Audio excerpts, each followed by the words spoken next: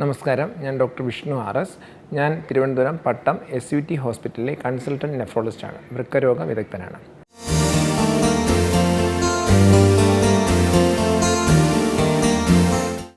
നമുക്കിന്ന് വൃക്ക മാറ്റിവെക്കൽ എന്താണ്, അത് ആർക്കൊക്കെയാണ് ചെയ്യുന്നത്, അത് ചെയ്യുന്ന വിധം എങ്ങനെയാണ്, അതുകൊണ്ട് എന്തൊക്കെയാണ് ഗുണങ്ങൾ ഉണ്ടാകുന്നത്, അതിനുണ്ടാകുന്ന പ്രശ്നങ്ങൾ എന്താണ് എന്ന് നോക്കാം. നമുക്കെല്ലാവർക്കും അറിയാം, വൃക്കരോഗങ്ങൾ മൂർച്ഛിച്ച് വൃക്കകൾ തകരാറിലായി കഴിഞ്ഞാൽ പിന്നെ 2 തരത്തിലുള്ള ചികിത്സയാണ് ഇന്ന് നിലവിലുള്ളത്. ഒന്നെന്ന് പറയുന്നത് ഡയാലിസിസ്, അത് തന്നെ ഹീമോഡയാലിസിസും പെരിറ്റോൺ ഡയാലിസിസും ഉണ്ട്. ഹീമോഡയാലിസിസാണ് കൂടുതൽ ചെയ്യുന്നത്. നമ്മുടെ ആശുപത്രിയിൽ പോയിട്ട് ഒരു രക്തം രോഗിയുടെ ശരീരത്തിൽ നിന്ന് രക്തം പുറത്തെടുത്ത് മെഷീനിൽ കൊണ്ട് ശുദ്ധീകരിച്ച് തിരിച്ചു കയറ്റുന്നതാണ് ഹീമോഡയാലിസിസ് എന്ന് പറയുന്നത്.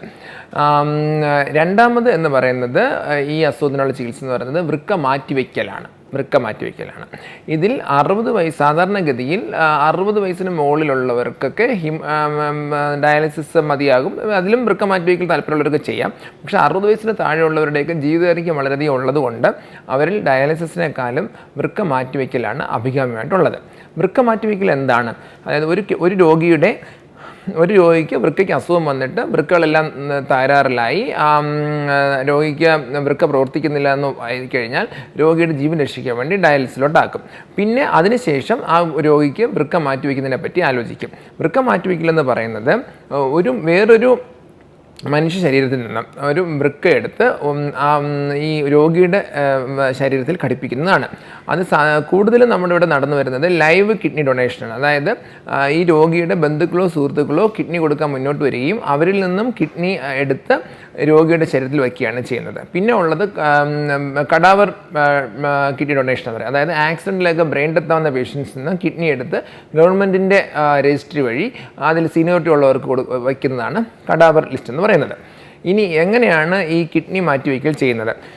സാധാരണയായി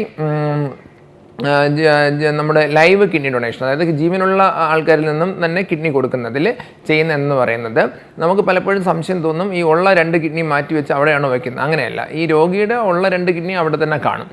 വയ്ക്കുന്ന കിഡ്നി എന്ന് പറയുന്നത് വയറിൻ്റെ, സാധാരണ വലതുവശത്തോ ഇടതുവശത്തോ വയറിൻ്റെ താഴെയായിട്ട് നമ്മുടെ വയറിന് താഴെയായിട്ട് നമ്മുടെ കാലിലോട്ട് പോകുന്ന രക്തക്കുഴലിലോട്ടാണ്, അത് വയറിൻ്റെ ഭാഗത്ത് വെച്ചാണ് അത് ഘടിപ്പിക്കുന്നത്.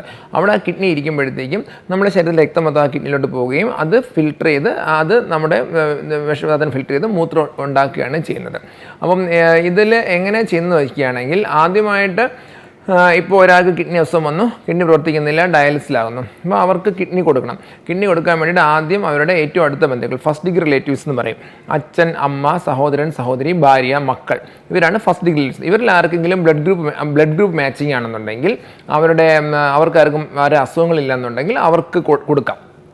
അത് കഴിഞ്ഞ് അവർക്കാർക്കും പറ്റുന്നില്ല എന്നുണ്ടെങ്കിൽ അടുത്ത സെക്കൻഡ് ഡിഗ്രി എന്ന് പറയും. സെക്കൻഡ് ഡിഗ്രി അച്ഛൻ്റെ അനിയൻ, അമ്മയുടെ അനിയത്തി, അങ്ങനെ കസിൻസ്, അങ്ങനെയുള്ളവർ. ഇവരാരും ഇല്ലെന്നുണ്ടെങ്കിൽ സുഹൃത്തുക്കൾ, ആത്മാർത്ഥമായ സുഹൃത്തുക്കൾ അവർക്ക് മുന്നോട്ട് വരാം. പക്ഷേ നമ്മുടെ ഇതിലൊന്നും സാമ്പത്തികമായിട്ടുള്ള ഒരു ഇടപാടുകളും പാടില്ല. സ്വമനസ്സാലെ സ്വന്തം ഇഷ്ടപ്രകാരം വേണം ഈ കിഡ്നി കൊടുക്കാൻ ചെയ്യുന്നത്.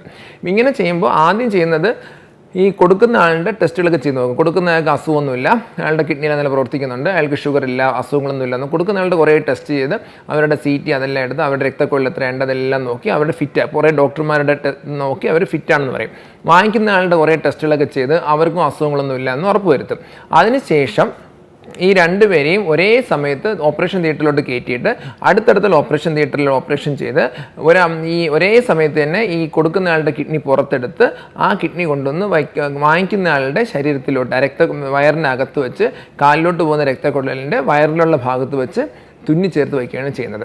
ഇങ്ങനെ തുന്നിച്ചേർത്ത് വയ്ക്കുമ്പം തന്നെ ഈ രക്തക്കുഴലിലൂടെ കിഡ്നിയിലോട്ട് രക്തം പോവുകയും അവിടുന്ന് മൂത്രം ഉണ്ടാവുകയും കൊടുക്കുന്ന ആളുടെ കിഡ്നിയിൽ മൂത്രനാളിയും കാണും. ആ മൂത്രനാളിയെ വാങ്ങിക്കുന്ന ആളുടെ മൂത്രസഞ്ചിയുമായിട്ട് ഘടിപ്പിക്കും. അപ്പോൾ ആ മൂത്രം ഉണ്ടാവുകയും അത് വാങ്ങിക്കുന്ന ആളുടെ മൂത്രസഞ്ചി വരികയും അവിടുന്ന് മൂത്രമായിട്ട് പുറത്തു പോവുകയും ചെയ്യും. അപ്പം എന്നിട്ട് ഈ കിഡ്നിയോട് ഇരിക്കാൻ വേണ്ടിയിട്ട് അതായത് ഈ കിഡ്നിയോട് ഇരിപ്പുണ്ടെങ്കിലും കിഡ്നി വിചാരിക്കുന്നത് ഇത് ഈ കിഡ്നി നമ്മുടെ ശരീരത്തിന് നല്ലതിന് വേണ്ടിയിട്ടാണ് കിഡ്നി വയ്ക്കുന്നതെങ്കിലും നമ്മുടെ ശരീരത്തിന് മനസ്സിലാക്കാനുള്ള ശേഷിയില്ല. അപ്പോൾ ശരീരം അതിനെ പുറന്തള്ളാൻ നോക്കും, എന്തോ പുറത്തുള്ളൊരു സാധനം ഇരിക്കില്ല, അപ്പോൾ ശരീരം അതിനെ പുറന്തള്ളാൻ നോക്കും. അപ്പോൾ അതുകൊണ്ട് ശരീരത്തിൻ്റെ രോഗപ്രതിശക്തി കുറയ്ക്കുന്ന 50% കുറയ്ക്കുന്ന കുറച്ച് മരുന്നുകൾ കൊടുക്കും. ആദ്യം ഒരു ശക്തിയേറിയ മരുന്ന് കൊടുക്കും. ആദ്യത്തെ 3 മാസമൊക്കെ ശക്തിയേറിയ മരുന്നുകളും പിന്നെ മരുന്നിൻ്റെ ഡോസ് കുറഞ്ഞു വരും. അങ്ങനെ ശരീരത്തിൻ്റെ രോഗപ്രതിശക്തി നമ്മളൊരു 50% കുറച്ച് വയ്ക്കും. അതിനുള്ള കുറച്ച് മരുന്നുകൾ നമ്മൾ കൊടുക്കും. സാധാരണഗതിയിൽ വൃക്ക മാറ്റിവെക്കുന്ന ഓപ്പറേഷൻ ഒരു 3 ദിവസം മുമ്പായിരിക്കും ഈ രോഗി അഡ്മിറ്റ് ആവുന്നത്. വൃക്ക മാറ്റിവെച്ചതിന് ശേഷം 7 മുതൽ 10 ദിവസത്തിനുള്ളിൽ തിരിച്ച് വീട്ടിൽ പോകാൻ പറ്റുന്നത്, എല്ലാം നല്ല രീതിയിൽ നടക്കുകയാണെങ്കിൽ.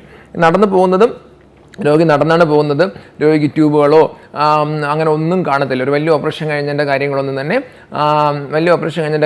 തന്നെ കാണത്തുമില്ല. ഈ ഓപ്പറേഷൻ കഴിഞ്ഞ് പോയി കഴിഞ്ഞാൽ ആ ഓപ്പറേഷൻ നടന്ന ആശുപത്രിയുടെ ഒരു ചുറ്റളവിൽ തന്നെ താമസിക്കേണ്ടി വരും. ഇവിടെ തിരുവനന്തപുരത്ത് സിറ്റിയിലാണ് നടക്കുന്നതെങ്കിൽ പേരൂർക്കട അങ്ങനെ വരാൻ പറ്റിയ രീതിയിൽ ആദ്യത്തെ ഒരു 2-3 മാസം താമസിക്കേണ്ടി വരും. കാരണം ആദ്യത്തെ ആഴ്ച 2 ദിവസം വരേണ്ടി വരും, പിന്നെ അങ്ങനെ ആഴ്ച 2 ദിവസം 1 ദിവസം അങ്ങനെ അടുപ്പിച്ചിട്ട് വരേണ്ടി വരും. 3 മാസം കഴിഞ്ഞ് കഴിഞ്ഞാൽ അവരൊരു വീട്ടിലോട്ട് പോകാം. പിന്നെ മാസത്തിലൊരിക്കലൊക്കെ ആയിരിക്കും വരേണ്ടി വരുന്നത്. പിന്നെ 1 വർഷം കഴിഞ്ഞാൽ പിന്നെ 2 മാസത്തിലൊരിക്കൽ, 2 വർഷം കഴിഞ്ഞാൽ 3 മാസത്തിലൊരിക്കൽ ആയിരിക്കും വരുന്നത്. ജീവിതകാലം മൊത്തം ഒരു 3 മരുന്നുകൾ കഴിക്കേണ്ടി വരും. അപ്പോൾ കിഡ്നി മാറ്റിവെച്ച് കഴിഞ്ഞാൽ ഒരു രോഗിക്ക് ഒരു നോർമലായിട്ടുള്ളൊരു ജീവിതമാണ് കിട്ടുന്നത്. എല്ലാ രീതിയിലും ഓപ്പറേഷൻ നല്ല രീതിയിൽ നടന്നു കഴിഞ്ഞാൽ നോർമലായിട്ടുള്ള ജീവിതമാണ്. പിന്നെ ഡയാലിസിസ് വേണ്ട, എല്ലാ ജോലിക്കും പോകാം, 6 മാസം കഴിഞ്ഞ് ജോലിക്കും എല്ലാം പോകാം. പിന്നെ കുറച്ച് കോംപ്ലിക്കേഷൻസ് ഒക്കെ ഓപ്പറേഷനിൽ വരാറുണ്ട്. പക്ഷേ അതൊക്കെ അപ്പോഴും തന്നെ നോക്കി അത് പരിഹരിച്ച് മുന്നോട്ട് പോവുകയാണ് പതിവ്. ഇങ്ങനെ ചുരുക്കത്തിൽ പറയുകയാണെങ്കിൽ ഇന്ന് വൃക്കകൾ മുഴുവൻ തകരാറിലായാലും ജീവൻ രക്ഷിക്കാൻ വേണ്ടി ഡയാലിസിസ് ഉണ്ട്. പിന്നെ സാധാരണ കിഡ്നി അസുഖം ഇല്ലാത്ത പോലെ സാധാരണ ഒരു ജീവിതം നയിക്കാൻ വേണ്ടിയിട്ട് വൃക്ക മാറ്റിവെക്കലെന്ന ഒരു ഇതും ഉണ്ട്. ഇത് ഒരു വളരെ നല്ല അസുഖം വരുന്നത് വളരെ മോശമായ കാര്യമാണ്, നമ്മുടെ ജീവിതത്തിൽ ഏറ്റവും വിഷമമുള്ള കാര്യമാണെങ്കിലും അതിനൊരു നല്ല ചികിത്സ ഉണ്ടെന്നുള്ളത് പറയുന്നത് നമുക്കൊരു ആത്മവിശ്വാസം നൽകുന്ന ഒരു സംഗതിയാണ്.